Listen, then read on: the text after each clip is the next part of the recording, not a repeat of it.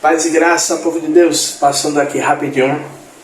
Antes de você assistir o vídeo, para te pedir para você se inscrever no nosso canal, compartilhar, deixar o seu like aí, porque é muito importante para o nosso canal, para que o YouTube ele possa recomendar os nossos vídeos para mais pessoas. E se você quiser ser um semeador no nosso ministério na Igreja Batista Filhos do Altíssimo, ao longo de todo o vídeo nós teremos aí o QR Code, que você pode abençoar com qualquer valor, e também na descrição do vídeo temos o nosso e-mail, que é a chave Pix, que você também pode ofertar com qualquer valor. Amém? Um forte abraço, Deus abençoe e bora pro vídeo. Seja o nome do Senhor Jesus. Aleluia. Senhor, meu Deus e meu Pai, aqui está a sua filha, Pai, a sua escolhida, a sua separada. Pai, em nome do Senhor Jesus, a qual, Pai, recebeu a missão de trazer a palavra neste dia. Senhor, em nome de Jesus, inunda ela com a tua presença. Que ela possa trazer a tua palavra genuína aos nossos corações. E que sejamos, meu Pai, transbordados da tua presença através da palavra. Deus, usa ela, Pai, com teu poder neste lugar. Mas enquanto a tua filha está aqui, também trabalha na vida dos dela, daqueles que ainda não aceitaram Jesus e que precisa urgentemente do seu livramento. Tira da mão do inimigo, Senhor. Faz falhar a bala, meu Senhor, em nome do Senhor Jesus, porque eu sei que o Senhor tem obra na vida dele. É isso que eu te peço, Pai. Enquanto sua filha estiver aqui, vai fechando sepultura e selando, derramando saúde para aquele que precisa. É isso que eu te peço em nome de Jesus. Amém.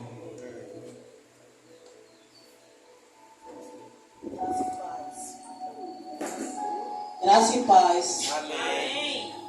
Aleluia. Bendito seja o teu santo nome, Jesus.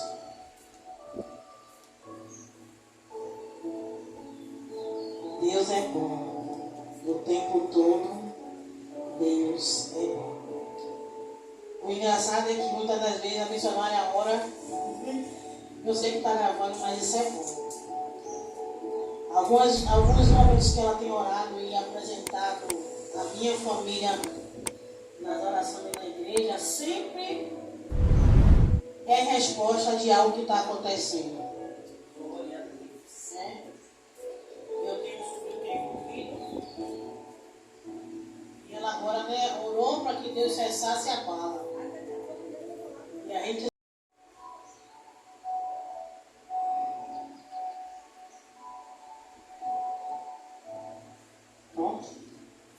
queria que os irmãos abrissem a Bíblia em Romanos 16. Eu vou falar de 4 pessoas, que a gente tem trabalhado no ministério aqui, no Deus Proverá, com o propósito de trabalhar em equipe, porque uma pessoa sozinha ela não faz muita coisa. E eu quero falar de um homem muito, muito conhecido na Bíblia, e que a maioria das vezes, quando se fala do ministério dele, esquece que teve pessoas o qual apoiou, o qual pessoas que ajudou o ministério dele a expandir. São pessoas muitas das vezes esquecidas, só pelo fato de ele ter tido um ministério grande. E nessa manhã a palavra falou comigo ontem à noite, e creio que vai falar com a igreja.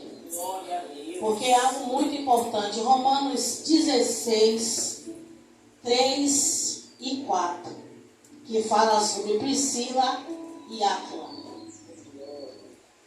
Esses dois foram fundamentais no ministério do apóstolo Paulo. E quase ninguém fala deles. Quase ninguém lembra deles. Romanos 16, 3 e 4. Ajude a irmã ali, ó, abrir a Bíblia. 16. Que fala assim, ó. Saudai a Priscila e a Áquila, meus cooperadores em Cristo. do 3. Do 4 diz: os quais pela minha vida expõe a sua cabeça. Mas não fala só em Romanos, fala em 1 Coríntios, em 2 Timóteos e em Atos, fala sobre eles. Quando lá em Romanos 16, o apóstolo, glória a Deus, quando o apóstolo fala deles, ele está mostrando a gratidão, porque eles deram a vida pelo apóstolo Paulo. Eles arriscaram a vida dele em prol do ministério do apóstolo. Chegaram a raspar a cabeça, em volta, em propósito. Fugiram de onde estava para encontrá-lo. E eles se disponibilizaram a aprender um pouco mais com Paulo. Mesmo Áquila sabendo que eles tinham conhecimento da palavra, o qual ele ensinava a sua esposa, e que ela era apta a ensinar. Já vimos aí protocolos que são quebrados hoje, né? Que muitas pessoas falam que mulheres não foram feitas para ensinar. A Bíblia nos mostra que Priscila era uma professora. E ela foi fundamental no ministério de Paulo. Era uma simples ajudante do marido, o qual vendia tendas. Ele era um simples fabricante de tendas naquela época. Mas conhecia a palavra de Deus. Ele tinha uma intimidade com a Bíblia, a ponto de se juntar a Paulo, aprender um pouco mais, o qual ele e a sua esposa abriram a porta da sua casa e fizeram uma congregação. E junto com Áquila, Priscila administrou uma igreja, as primeiras igrejas, as igrejas primitivas. E eu quero dizer nessa manhã, e aqui nessa igreja, não estou puxando o saco, que eu não gosto disso, e nunca vou gostar, mas aqui nessa igreja tem uma Priscila e um Áquila. E precisa que eu e que vocês que estão aqui ajudem-o. Ajude que essa igreja cresça. Ajude que essa igreja expanda e conheça mais pessoas. Eu aprendi com essa passagem que a gente bota o ministério do apóstolo Paulo em destaque. Mas ele não trabalhou sozinho. Ele não fez um ministério sozinho. Ele precisou de 2 pessoas importantes. E aqui a gente tem o pastor Tiago e a missionária Rosana. E a gente precisa apoiá-los, porque eles 2 sozinhos não faz a obra crescer. Eles 2 sozinhos não expandem a palavra de Deus neste lugar tão grande que é a região de Itapumã. E a gente precisa realmente fazer a vontade de Deus. Priscila é uma mulher onde, na época, cabelo era algo de suma importância em uma mulher. Era algo precioso. Era a beleza da mulher, a riqueza que a mulher possuía no seu corpo. Mas por amor à obra, por cuidado da vida de Paulo, ela raspou a cabeça. A Bíblia fala que ela se dispôs a correr perigo para salvar o homem de Deus, em prol da obra do Senhor naquela época. Ela abriu mão da sua casa e fugiu para que ela viesse ainda a ter a oportunidade de fazer a obra do Senhor. E quem de nós, hoje, no século 21, tomaria essa atitude de raspar a nossa cabeça por amor à obra? De fazer um voto, a gente vê mais esse voto em homens. Se eu não me recordo, o pastor Tiago fez isso, não fez uma vez? A barba. O voto dele tirar a barba, ficou muito tempo sem barba. De deixar a barba, né? Deixar a barba crescer. Eu falo, só tem minha lista, eu amo meu cabelo. Eu batalho para ele crescer. Eu não sei se eu teria a mesma capacidade de fazer o que ela fez. Eu não sei se a missionária Rosana teria a disponibilidade de raspar a cabeça por amor a Cristo. Mas eu trago para mim nessa manhã que não precisa ser a nossa cabeça física, mas que venha ser a nossa cabeça espiritual. Abrir mão. Ela abriu mão da sua sala de casa para fazer um culto. Durante quanto tempo a sua sala foi feita de culto, pastor Tiago? Um ano? Quase um ano. Aonde ele abriu a porta da sua sala, que está arrumadinha, como todo mundo gosta de ter o seu conforto, para criar e gerar o ministério. Abriu mão do seu conforto, da sua sala, do aconchego do seu lar, para que essa igreja viesse ser gerada lá. Para que ela viesse ser nascida, estruturada, para que hoje estivéssemos aqui nesse tempo. E não pode parar por aí. Porque um filho, como ele é gerado, ele precisa ser bem alimentado para crescer. E se a igreja saiu de lá, de dentro do lar, naquela sala pequenininha, e está aqui nesse lugar, é porque Deus ainda quer trabalhar em nosso meio de uma forma o qual a gente ainda não imagina. Verdade, Deus. Só depende de nós. Já tem o Áquila, já tem a Priscila, só precisa de nós para cooperarmos com ele. Verdade, Deus. Só precisa de nós. Priscila e Áquila foi tão importante que eles ensinaram um homem culto, chamado Apolo. Um homem bem estudado, conhecedor da palavra, mas ainda tinha um discurso vago, um discurso muito pequeno. E ela se dispôs a ensinar ele um pouquinho mais. Ela ouviu a pregação dele. E depois de ouvir, de escutar ele ministrar, ela se dispôs a ensinar ele um pouquinho mais. E aqui estamos para aprender. Estamos aqui para granjear o céu, povoar o céu, saquear o inferno. Nós precisamos ter vontade de aprender. Para aprender, precisamos estar nos cultos, porque a cada ministração, a cada pregação, a cada oração que é feita neste lugar, aprendemos um pouco mais. Este canal do YouTube tem levado a palavra em vários lugares. Na quinta-feira tinha um jovem aqui, ele veio de Camaçari. Ele viu a ministração do pastor Tiago que eu compartilhei. Eu não boto nos meus status. Eu compartilho para todos os meus contatos. E ele disse que queria vir conhecer a igreja. Glória a Deus. De longe. Camaçari. Ele veio assistir o culto. Ele disse que queria estar aqui hoje novamente para ouvir a palavra do Senhor. Mas não dava. Ele vem amanhã para o auxílio de oração, para receber uma oração especial que ele me disse. Ele quer uma oração.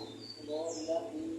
E se Deus tem trazido pessoas de longe e tem usado esse canal no YouTube para evangelizar, por que nós que estamos aqui dentro não paramos para parar e para pensar fazer isso? É verdade, Senhor.